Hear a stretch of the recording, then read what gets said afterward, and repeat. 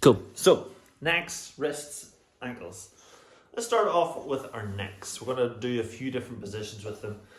Some we've done before, some we haven't done before. So let's just move them nice and free. We're going to sit as tall as you can. So we've got to think your neck here is an extension of your spine. So if your spine is kind of slumped over, your neck's going to be slumped over. So find a position that allows you to sit up nice and straight.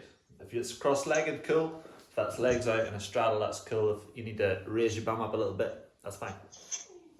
But with a nice straight spine, we're going to think about setting that ear onto your shoulder. So almost like lifting the head up and tilting it over.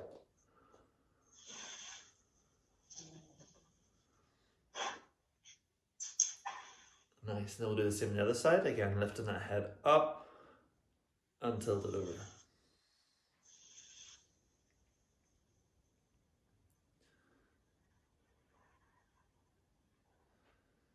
Nice. And then back to normal.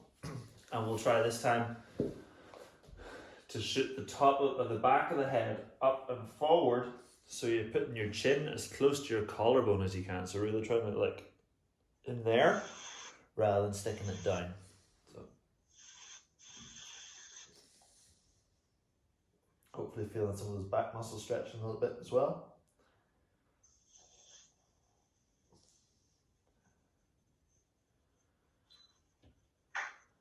Back to normal, and then head up and chin up. Try and keep your jaw closed here. Don't let it sag open. Keep it nice and closed.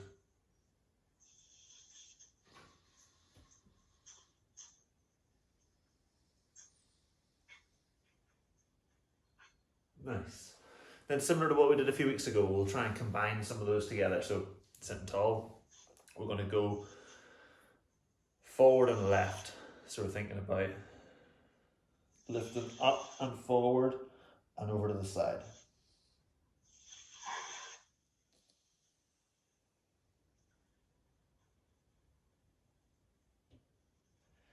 Do the same on the other side, up and forward to the right.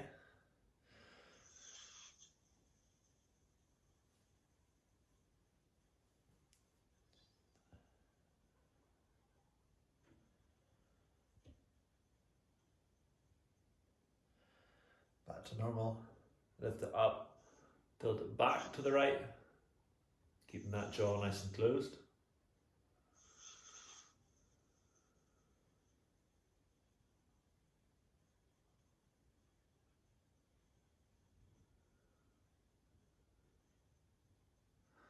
Back to normal, and tilt up and back and to the left.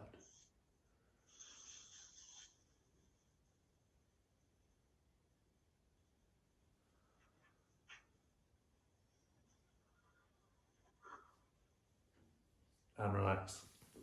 When I was at uni, our anatomy teacher was from South Africa, and when we were doing the head and the neck, she talked about this muscle here. Now, I could be totally wrong on this, but my memory of it is that it's the platissimus, because it's like a platypus. But anytime I stretch that out, I always think about the platissimus. Anyway, all right, so we got our basic movements. We're now going to try and stick them together. So what we're looking for is almost like the old Egyptian, side to side. We're going to try and see if we can get that side to side movement rather than just tilting the head. Trying to keep the head.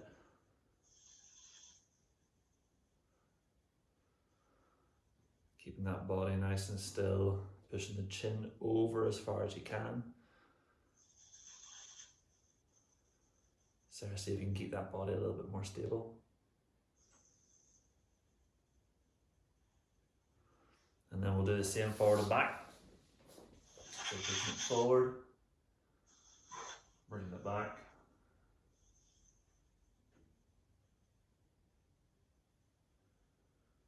Hopefully in each position feeling those muscles stretch a little bit, engage a little bit. And then the craziest one of all, stick them all together, we get that nice circle.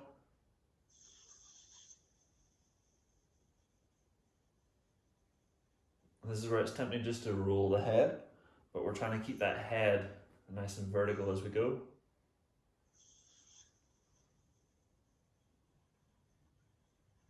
and try both directions. Just trying to get the vertebra to kind of do that.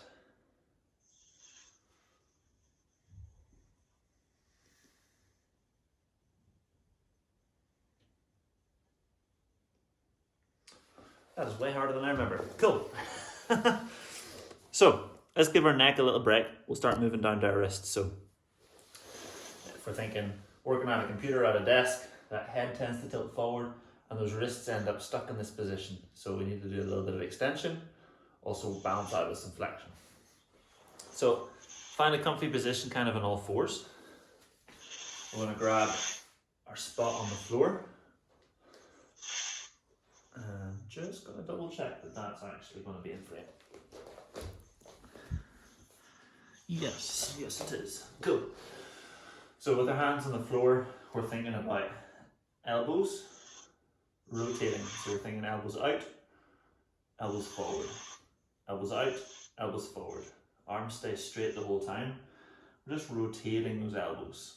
So we're getting a little bit of movement in at the wrist. With the two bones there kind of moving a little bit. Nice. And then we'll keep the elbow pits forward. We'll go around in a circle.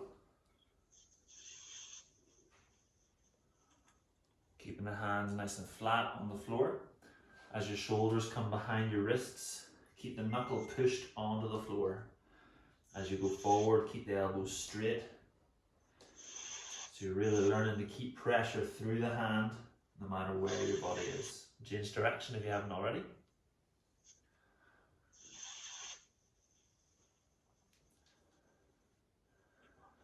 Nice, so we're just getting a little bit of blood flow going here first, before we get into any deep stretches.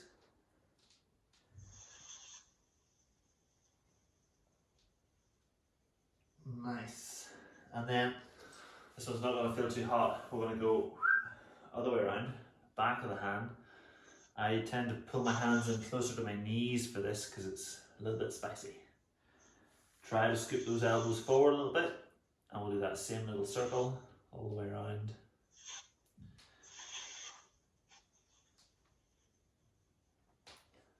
And let's see if we can straighten those elbows. Sorry. And then the other direction.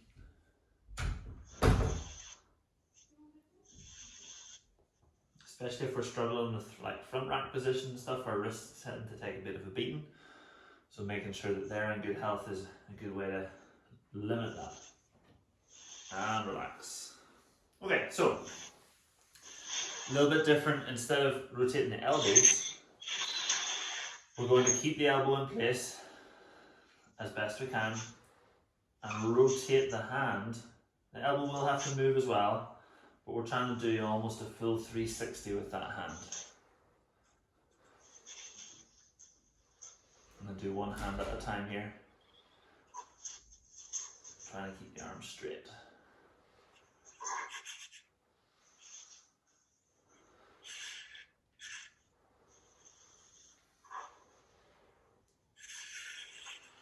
Nice. We'll try the other side.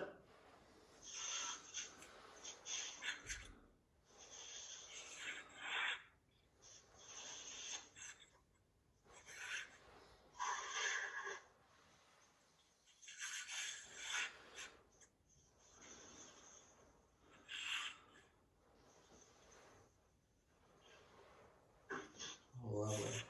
Alright, cool. So, wrists are pretty hot at this point, hopefully. We'll move on to our fingers. So starting off, we're going to keep our fingers on the floor and we'll lift just the palm up off the floor. Okay? You might want to do one hand at a time so you can get really deep into that knuckle. So push the knuckle down hard so his fingers stay flat, and we're trying to get that wrist up high. Just a couple of seconds each knuckle.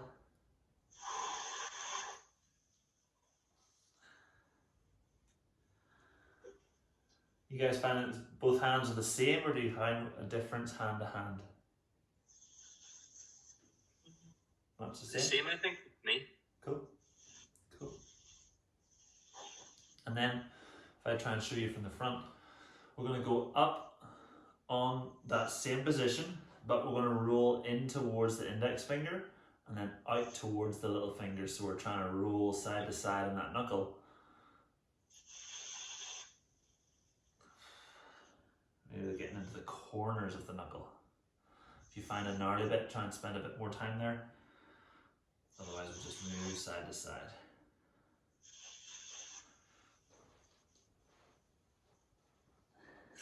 Pushing down hard into the floor. Nice. Alright. Cool. And then give those wrists a wee roll. That's pretty intense. This time, similar version but slightly different. We're going to push up on those straight fingers so the whole knuckle and palm comes up off the floor. We're almost treating it like a push-up, so we're loading our hands, we're pushing up, and we'll do like 10 reps or so. Trying to get the movement from the forearm rather than the hips.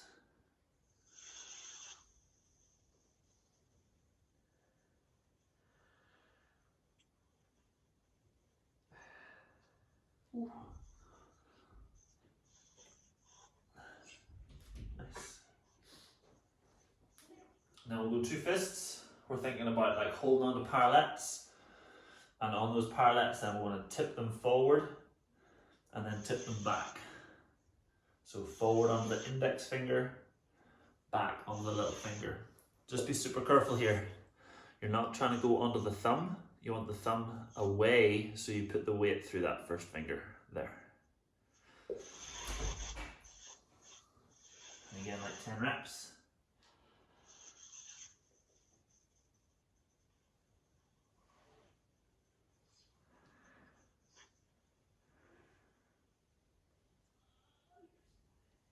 And as you're moving here, trying to keep weight through the center of those hands, so we get that stretch as we go forward, and we get that load as we go back.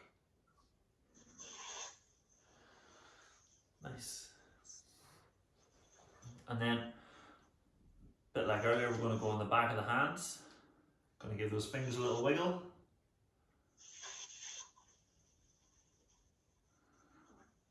Cool, it's not creepy at all. From there, do our little swivel on the back of that hand. Arm might need to bend here, that's totally cool. Just going to try and swivel all the way around as much as possible.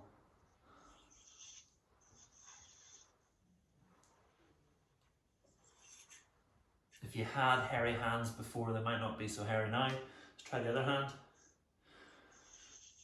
A little bit of friction burn. The idea though is that we're trying to lift our hand just that little bit up off the ground, and we're just pivoting on the wrist. So we're teaching those muscles to work while getting our full range of motion.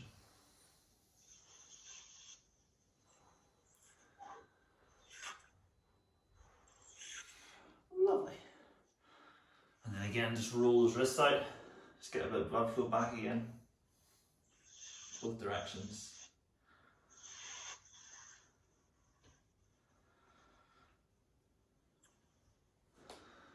And then last one we'll do with that, we're going to go from that fist, we're going to rock down until the wrist almost touches the floor and then push back up again. So again, it's like a push up, we're pushing into the floor with the back of the forearm. We'll do like 10 reps.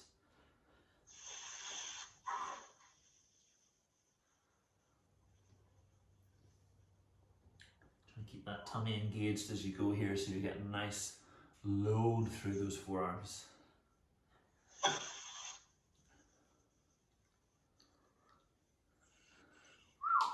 Oh my goodness. That's pumping. Cool. Alright, little acid test then to see how strong your hands are after all that mobility stuff. We're going to go fingertips, and then whatever your normal push-up is, so say you're doing it on your knees, that's cool. If you do it on your feet, that's cool. Let's see maybe a set of 5 or 10 reps, really trying to grip with those fingers, nice and strong.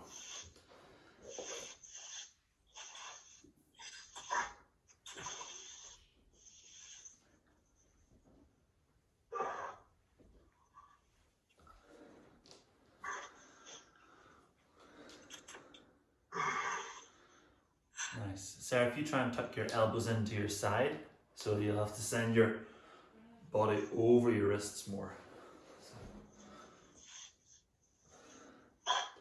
Oh, that's a bit better. Yeah, nice. How's that, Andy? Tough enough, yeah. Yeah? Bit sneaky, that one, isn't it? It is, yeah. Think, it's just a push-up, I can do those. Oh, no, wait. You see him, Joe? Didn't like that at all. Yeah. Did you find you were able to do it, but your fingers were slipping out, or what was the story there? I tried to keep myself up, but was lowering myself down. I think I couldn't control myself on the way down. Interesting. Okay. That's a fun one to throw in if you are doing a warm-up, say in the gym, and it's got some push-ups in it. Maybe do a couple of reps on your fingertips, because if you've got strong hands, chances are you're pretty strong. You got a good grip, you can really crank those other muscles. Speaking of which, if you've got strong feet, you also have strong legs. So let's get those feet out, get some toes on the go. Yes, Sarah, there we go. Strip them naked. Perfect. Lovely. Okay, so we'll start off. We'll just do a little wiggle with the toes. Try and make sure they're all moving. Check them out. Reacquaint yourself with them if you haven't seen them in a while. And then we'll do some scrunches, spreads, scrunches, spreads.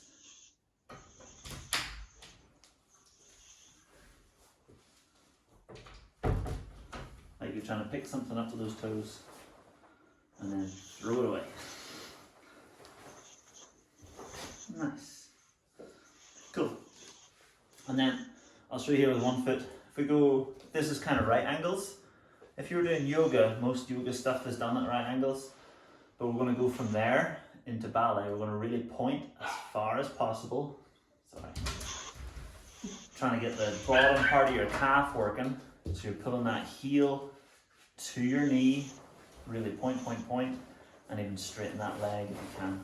Notice I'm using my hands here to help. We'll back it off. And then just supporting that leg, point as far as you can. And pull it back. Point. Really scrunch those toes, trying to drive them underneath your foot. Two more. Point. Getting that calf on, getting the foot working. And then last one. Point. Nice. Oh, Sarah, got some cramps there, eh? Yeah, fantastic. Cool. Let's do the same on the other foot. 5 reps. Just resting the weight of your leg in your hand so you can focus in on curling as much as possible. So start off with that yoga position, then point. And then pull it back. Point. And pull it back. Point. Pull it back. Point. Last one, pull it back. Point.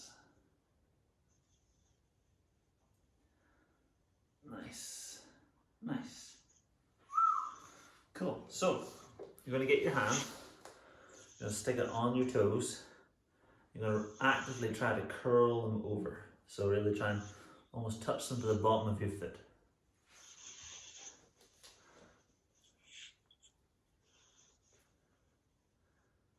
Nice.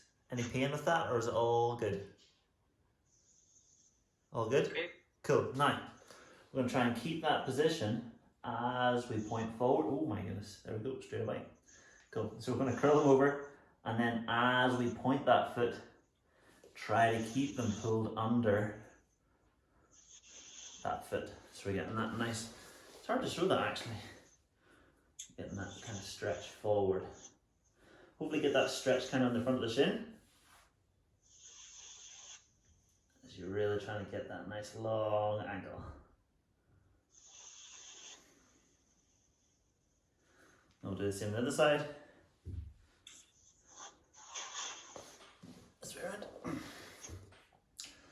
almost think about trying to push that ankle up so the knee to the toe almost curves.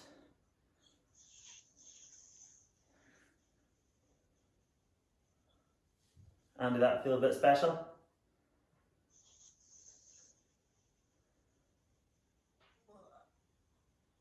And relax. Cool. So that's plantar flexion,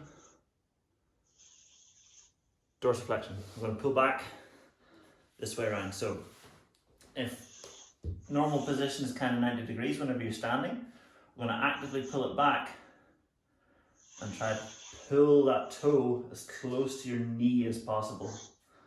So you're pulling back, pulling back, pulling back, and even bending those toes a little bit more. So you get a stretch through your foot, maybe even your Achilles.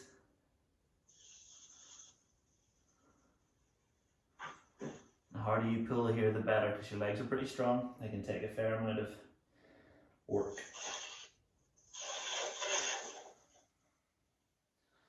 Now I'll swap it over.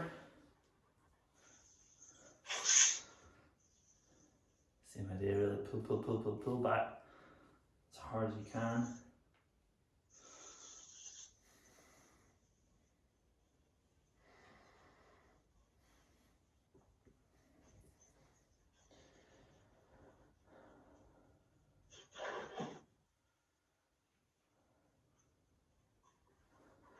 Nice. And then we'll go kind of on the toes. Kind of like in the bottom of a squat, so your bums and your heels.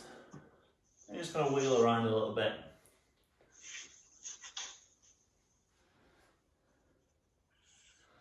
Maybe a little bit of side to side, a little bit of a circle. Trying to keep your heels and your toes together as you go. That's it. Maybe even a little bit of forward and back, depending on how mobile those ankles are.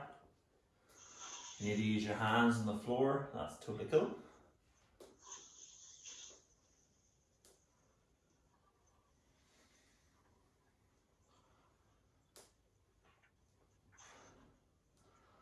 Nice.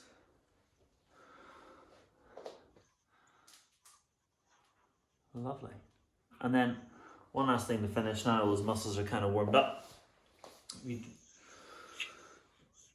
Our feet naturally are more like our hands, as in there's space between the toes and we're able to grip. But because we wear shoes a lot, they tend to get squished together. When they get squished together, all the muscles get turned off. They're not able to work. And then if you're a lady, unfortunately, you wear shoes that make your toes do that, which is just the worst thing on earth. So what we're going to try and do is get a little bit of space between our toes. So you're going to insert a finger between each toe if possible.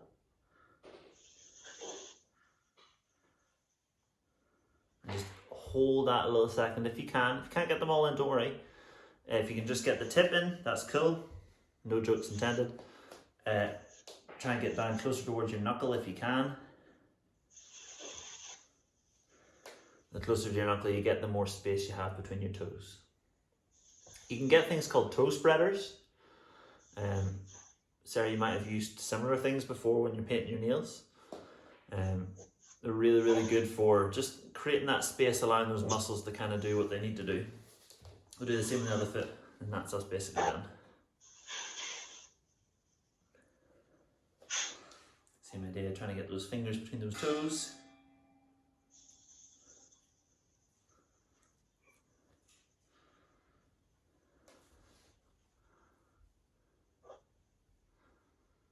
Oh, that's a bit freaky, doesn't it? Nice. Lovely. Cool. So, hopefully that didn't gross you out too much if you're not used to playing with your toes, or if you have very sweaty feet. But good job, everybody. Fun fact, feet are mostly sweaty and disgusting because of socks and shoes. When you don't wear them, they don't tend to get smelly and nasty. Anyway, the things you learn, eh? Cool.